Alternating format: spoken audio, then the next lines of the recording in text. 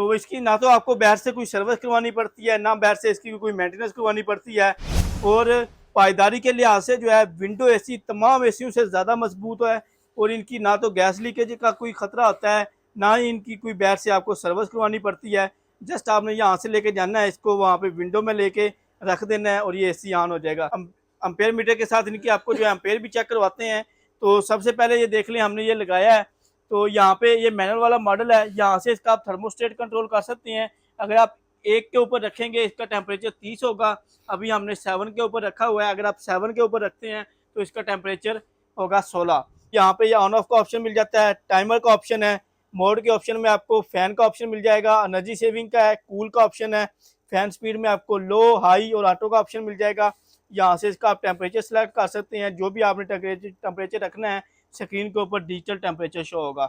यहाँ से ये हवा सेट करेगा और यहाँ से इसकी कूलिंग आती है। और यहाँ से इसके आप मोड सेलेक्ट कर सकते हैं, यहाँ पे ऑन ऑफ का ऑप्शन है, और आगे ये आपको लो फैन का ऑप्शन है, हाई फैन, और इसके आगे ये आपको जो है मिल जाएगा हाई कूल का ऑप्शन है, और ये आगे ये लो कूल का ऑप्शन है।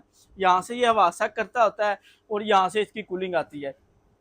इस वक्त कूलिंग स्टार्ट हो चुकी है, तो आपको जो है इसके एम्पेयर भी चेक करवाते हैं। ये हमारे पास मेन वायर आ रही है, ये 110 वोल्ट पे चलते हैं, तो इसके साथ ये सप्लाई लगानी पड़ती है। ये सप्लाई लगा के तो ये हमारे पास ये देख लें, ये यहाँ पे मेन हमारे पास जो एक्सटेंशन आ रही है 220 वोल्ट की, तो इसके ऊपर हम ये एम्पेयर मीटर लगा रहे हैं।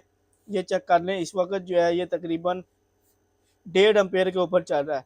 बिजली ये बहुत ही मुनासिब लेते हैं, 10 बाय 10, 10 बाय 12 का रूम हो तो उसमें बहुत ही कमाल की कूलिंग करते हैं।